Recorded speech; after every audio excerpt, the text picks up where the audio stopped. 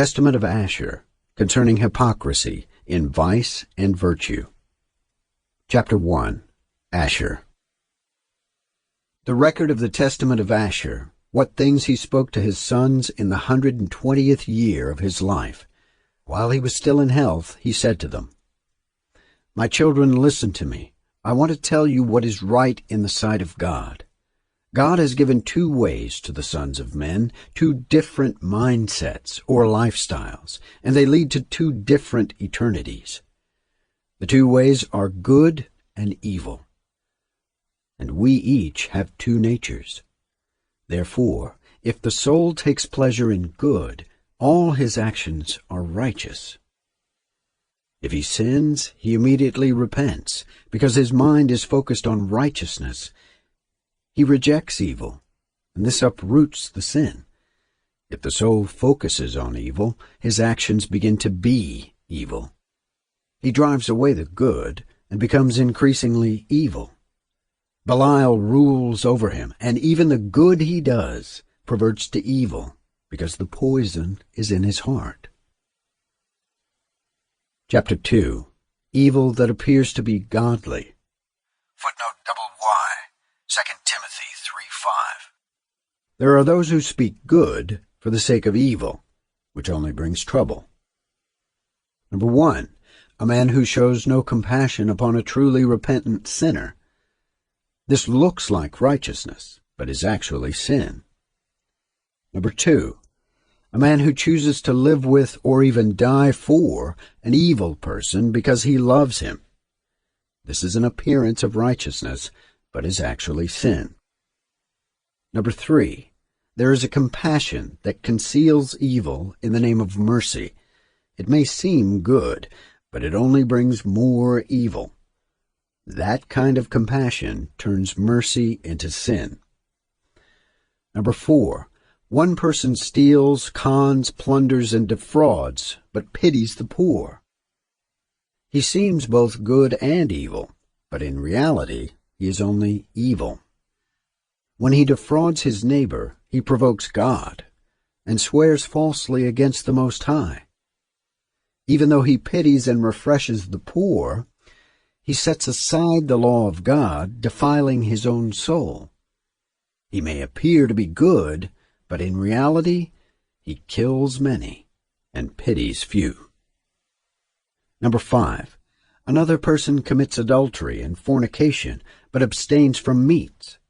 His fasting only works evil, and he perverts many through his power and wealth.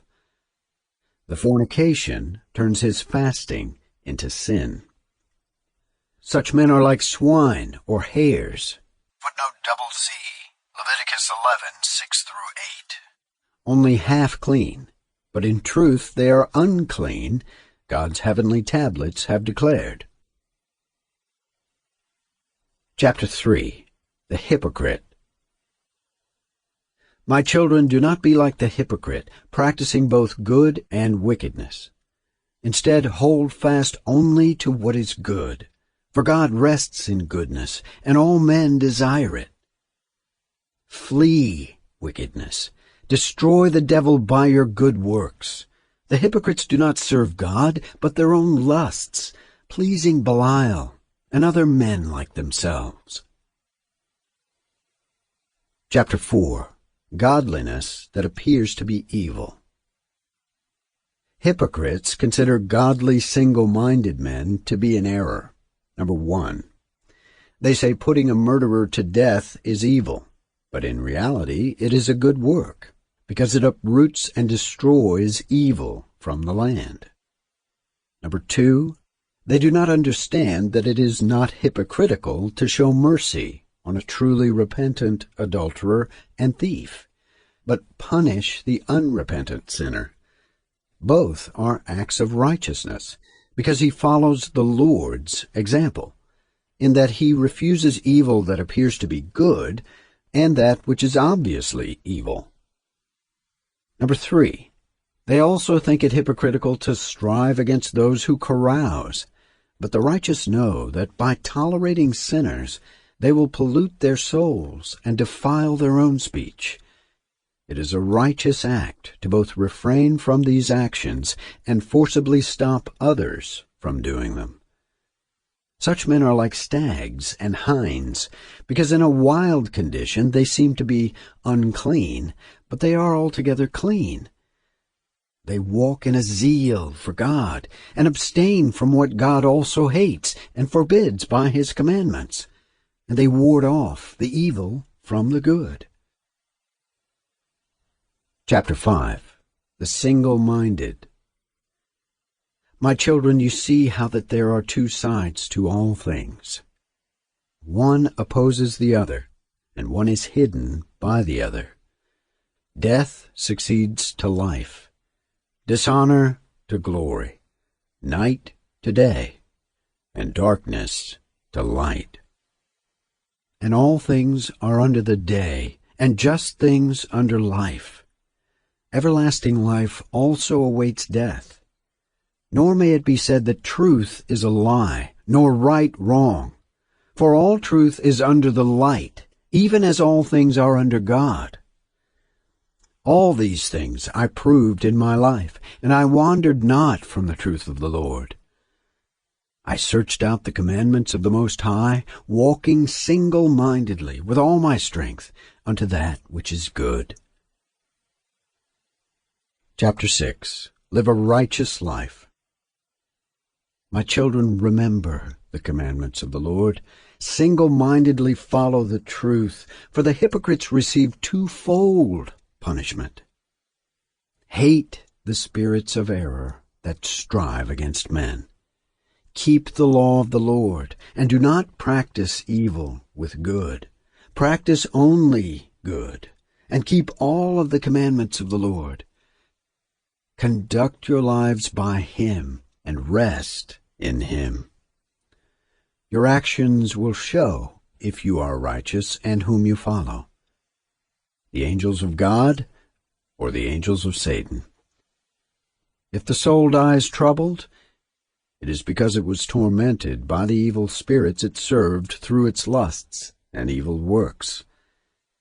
If the soul dies quietly and with joy, it is because God's peace has comforted him in life. Chapter 7. Recognize the Messiah. My children, do not become as Sodom, who perished forever because they did not recognize the angels of the Lord.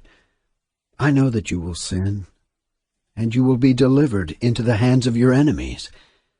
Your land will be made desolate, and you will be scattered unto the four corners of the earth. You will be disregarded in the dispersion as useless water, until the Most High will visit the earth. He will come as a man, eating and drinking with men, and in peace he will break the head of the dragon through water.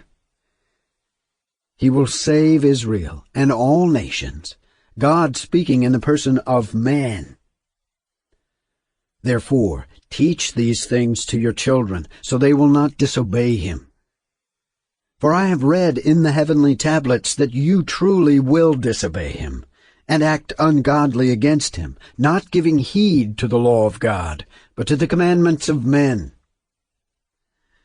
Therefore you will be scattered as Gad and Dan, my brothers, who will not know their own lands, tribe, or tongue.